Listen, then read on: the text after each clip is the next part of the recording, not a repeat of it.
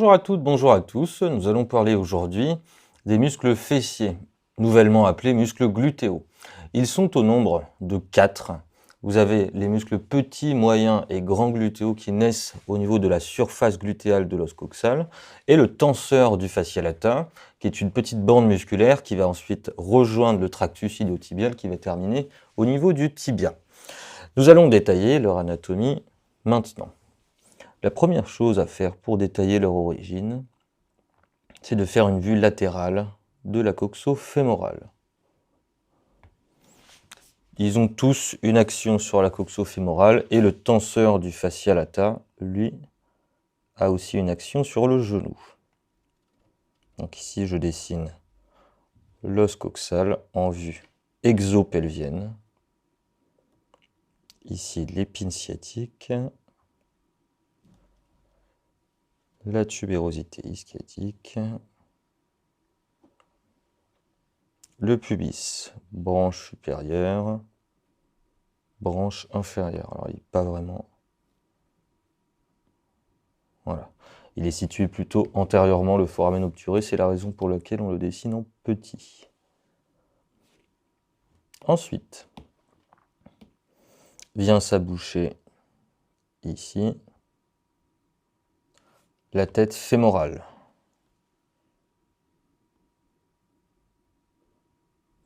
Avec la saillie cubique supérolatérale qui est le grand trochanter.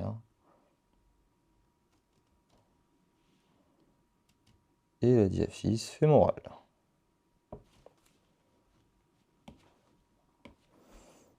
Ici, on peut enlever la partie qui dépasse pour avoir une diaphyse fémorale complètement libre. Donc ici, on peut rajouter les lombaires inférieurs. Ici, on est au niveau de L4, donc ici L3. Et on va avoir le sacrum qui va saillir ici, qui va porter la colonne vertébrale. On va le refaire correctement.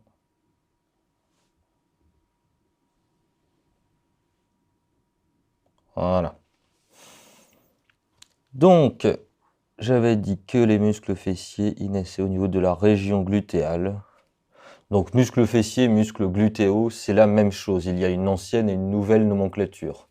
On ne s'inquiète pas si j'utilise un terme ou l'autre. Glutéal et fessier, c'est la même chose. Simplement une histoire de nouvelle nomenclature. La nouvelle nomenclature, elle a 60 ans, personne ne l'utilise. Donc, nous, on va utiliser les deux. Alors, ici, première insertion musculaire du muscle tenseur du fascia latin. On va la faire en marron. Voilà. Donc insertion sur l'épine iliaque antéro-supérieure, muscle tenseur du fascia lata. Le petit fessier naît entre les lignes glutéales inférieures et antérieures. Il va se situer ici.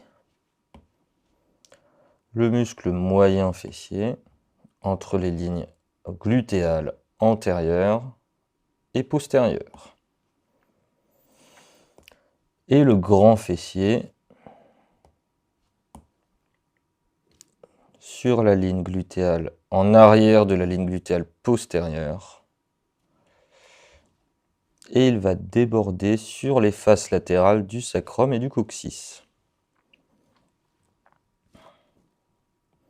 Voilà pour l'insertion. On va la détailler un petit peu plus en précision tout à l'heure, car elle est formée de deux plans. Déjà, pour le trajet global, on peut dessiner la terminaison du grand fessier sur la moitié supérieure de la lèvre latérale de la ligne âpre.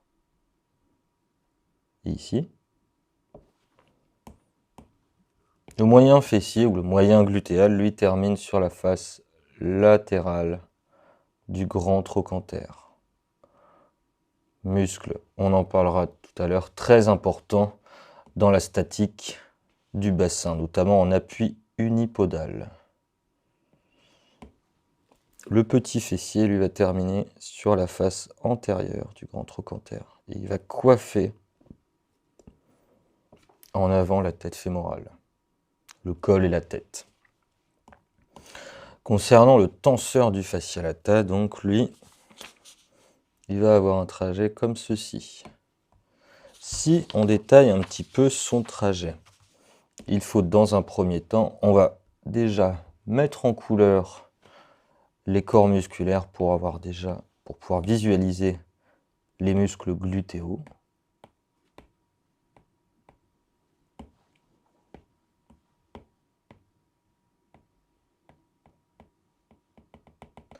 Le fascia lata est une bande fibreuse qui débute sur la crête iliaque, ici. Et elle va descendre comme ça, latéralement, jusqu'au tubercule infracondylaire du tibia, ancien tubercule de Gerdy. Voilà. Et qui va recouvrir, du coup, notamment le muscle moyen fessier et partiellement le petit fessier. Et bien, le tenseur du fascia lata, il va gagner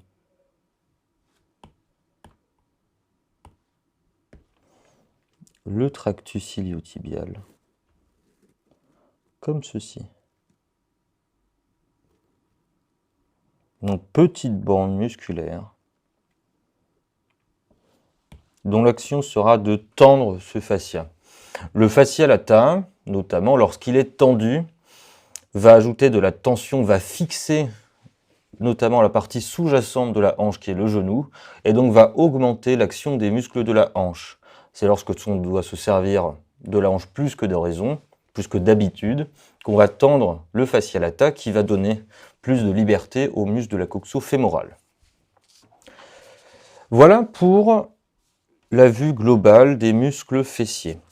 On peut maintenant détailler, on va faire un petit schéma à côté pour détailler leur terminaison.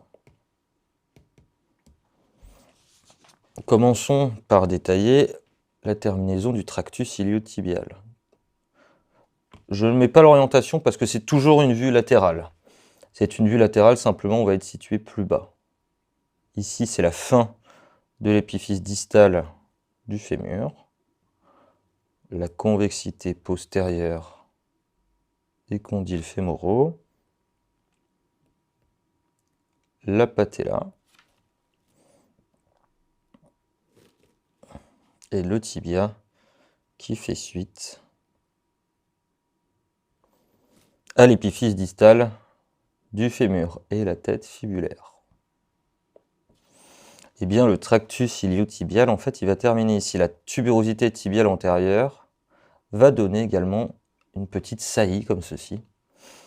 Eh bien, ce tubercule est appelé tubercule infracondylaire, car il est situé sous les condyles fémoraux. Et le tractus iliotibial va terminer comme ceci.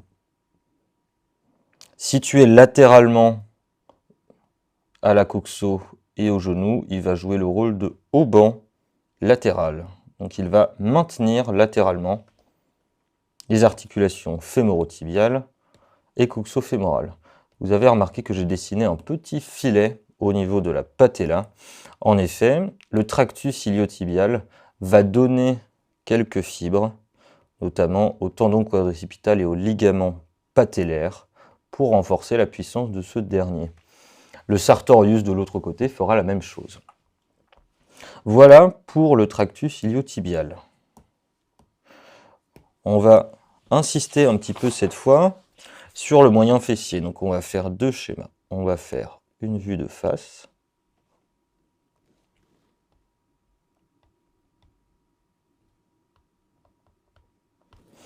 Donc le but de la vue de face, ça va être de préciser un petit peu sa terminaison, qu'il ne se cantonne pas à juste s'amarrer à un endroit du bassin. Il va également avoir une action non négligeable sur l'articulation coxo-fémorale. Ici l'acétabulum et l'ischion.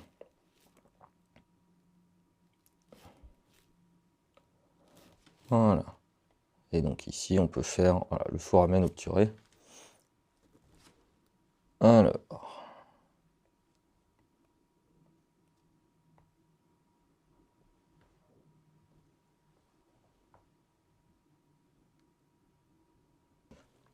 Pour détailler la terminaison du muscle petit fessier, on va d'abord détailler les ligaments de la coxo-fémorale, notamment les ligaments antérieurs, ilio-fémoral et ligaments pubo-fémoral qui part de la branche supérieure du pubis, donc qui forme un Z.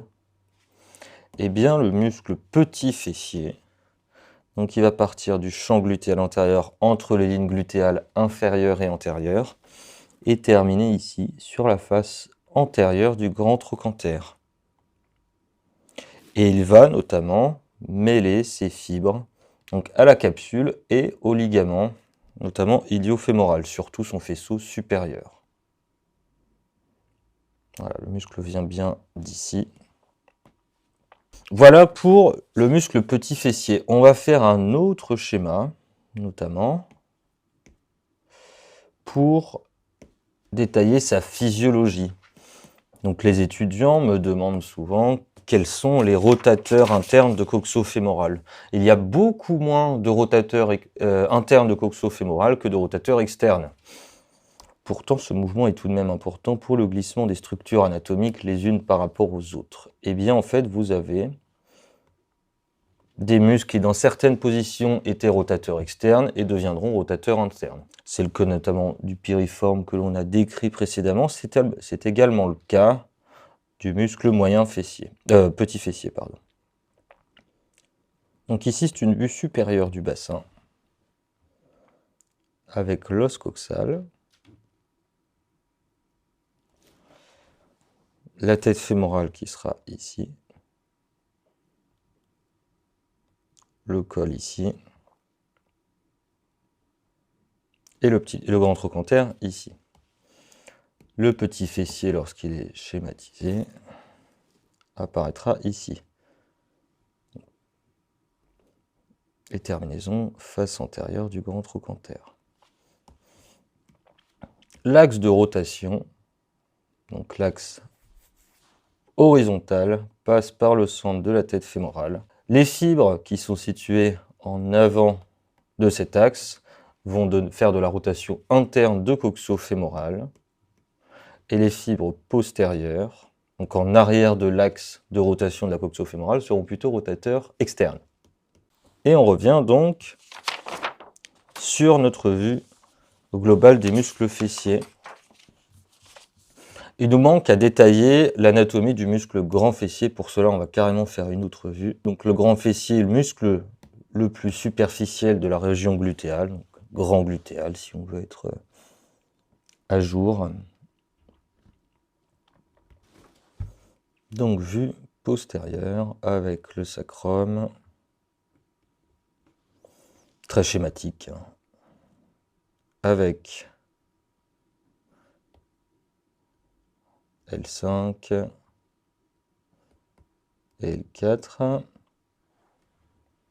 Donc crête sacrale médiane, crête sacrale intermédiaire, avec le coccyx comme ça.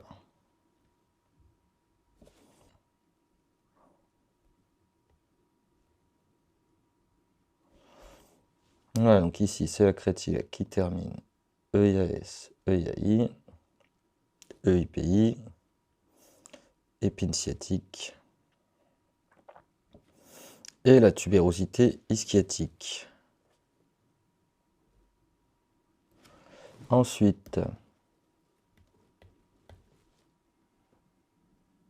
le grand trochanter avec la ligne âpre. On efface les lignes de construction. Et donc ici, il faut schématiser voilà, la moitié supérieure de la lèvre latérale de la ligne âpre. Le grand fessier, donc, deux plans, un plan profond, un plan superficiel. Le premier plan, donc le plan profond, en arrière de la ligne glutéale postérieure qui déborde un peu. Non, qui ne déborde pas. Voilà, plan profond, en arrière de la ligne glutéale postérieure, si on veut la schématiser, elle est ici. Ensuite, débord sur la face latérale du sacrum et du coccyx. Il va également émettre des insertions sur les ligaments sacro-épineux, certainement pas là, c'est le IPI, hein, sacro-épineux et sacro-tubéraux. Et bien le grand fessier va également émettre en fait des insertions sur tout cet ensemble, au niveau de son plan profond. Un petit peu comme ceci, si vous voulez. Et il va rejoindre sa terminaison, donc trajet oblique vers le bas et le dehors. Voilà pour le plan profond. Le plan superficiel, lui, donc il déborde sur le tiers latéral de la crête iliaque, partie postérieure et latérale. Et le plan superficiel va aller jusqu'à la crête sacrale médiane.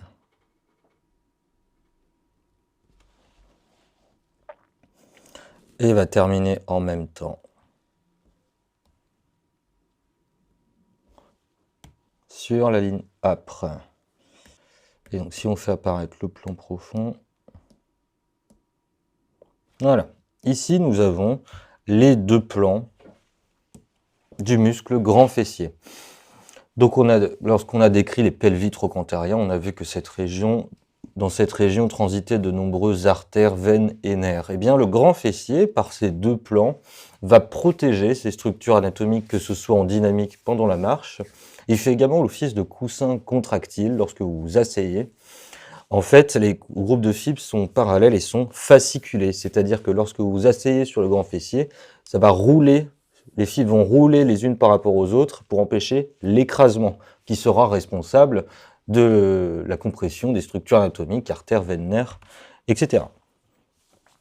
Donc, grand fessier, extrêmement important, c'est notamment lui qui va maintenir la station érigée, donc il va maintenir la coxo-fémorale en la distendant en extension. On revient sur notre schéma global des fessiers. Avant, notamment chez les quadrupèdes, c'est plutôt les ischio-jambiers qui forment le relief de la région fessière.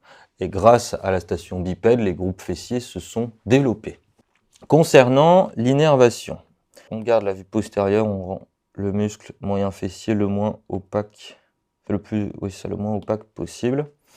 Et on va, de manière très schématique, faire apparaître les muscles petits fessiers,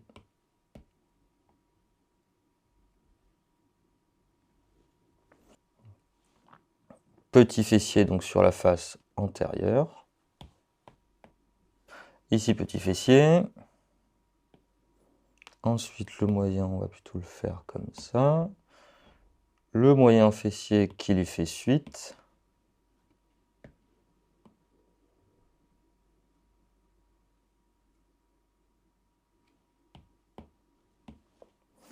Qui va terminer sur la face latérale du grand trochanter.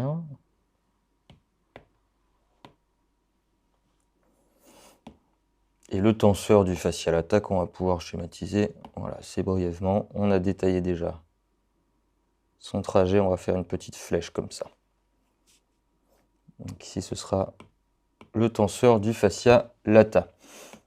Alors, deux nerfs responsables de l'innervation des fessiers, le nerf glutéal supérieur et le nerf glutéal inférieur.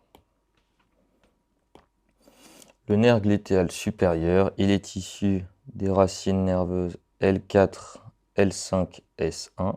Je rajoute assez rapidement le muscle piriforme, parce que c'est par rapport à lui que les nerfs vont transiter. Donc, de manière très schématique, il sera ici. Et bien le nerf glutéal inférieur, il va passer au-dessus du piriforme et innerver moyen fessier, petit fessier et muscle tenseur du fascia lata. Il sera accompagné par l'artère glutéale supérieure, donc qui est issu de l'artère iliaque interne, et qui va avoir le même trajet. On peut même rajouter, si on veut être absolument parfait, les veines. Les veines sont satellites des artères sur les membres inférieurs, notamment, et même en grande majorité dans le corps humain, elles le sont. Eh bien, le nerf glutéal inférieur, il va innerver les deux chefs musculaires du grand fessier. La différence, c'est qu'il va être issu des racines, alors on va le faire d'une autre couleur, je vais le faire en jaune plus flashy, L5, S1, S2. Il va passer en dessous du muscle piriforme et va donner donc des rameaux pour les deux chefs du grand fessier. Voilà, ce que je dessine, ce sont les rameaux à destination du grand fessier. On pourrait même faire un petit rameau comme ceci, pas plus pour ne pas surcharger le dessin. Et alors l'artère, elle fait un petit peu pareil. Elle passe en dessous du muscle piriforme et ensuite elle donne des petites ramifications pour les deux chefs musculaires du grand fessier. L'artère glutéale inférieure va également vasculariser d'autres groupes musculaires, les ischio-jambiers, les adducteurs, etc., etc. Concernant les fessiers, elle se cantonne au grand fessier, avec la veine glutéale inférieure qui la suit. Dernier point à aborder, c'est notamment le moyen fessier. Donc le moyen fessier, on va le faire apparaître un peu plus ici. Voilà, on va enlever le tractus iliotibial. Donc le moyen fessier, je rappelle que c'est bien ce muscle-là. En fait, lorsque vous allez marcher, que vous allez être en appui unipodal, sous le poids de la jambe levée, le bassin aura tendance à s'affaisser. Eh bien, c'est le moyen fessier, par sa traction sur les crêtes iliaques, qui va équilibrer le bassin. En cas d'insuffisance du moyen fessier, qui est assez fréquente, les contraintes ne vont pas être réparties de la bonne manière et le bassin va être déséquilibré en appui unipodal. Le patient ou la patiente va donc être obligé, si elle a une insuffisance du moyen fessier, de compenser en abaissant son bassin. Soit elle abaisse son bassin, soit elle fait ce qu'on appelle une boiterie d'épaule pour rapprocher la tête fémorale du centre de gravité du corps, si vous voulez, pour réduire le travail du moyen fessier nécessaire. Si simplement vous abaissez votre bassin, on appelle ça une boiterie de Trendelenburg, et l'autre c'est la boiterie d'épaule. Si vous avez ce genre de boiterie, il faudra tester la force musculaire du grand fessier, car on suspecte une insuffisance de ce dernier, qui se traite par kiné, par plein d'exercices, mais qui doit être traitée, parce qu'à terme, elle fragilise le pronostic fonctionnel de la coxo-fémorale, et donc du reste du bassin et des membres inférieurs. Merci pour votre attention.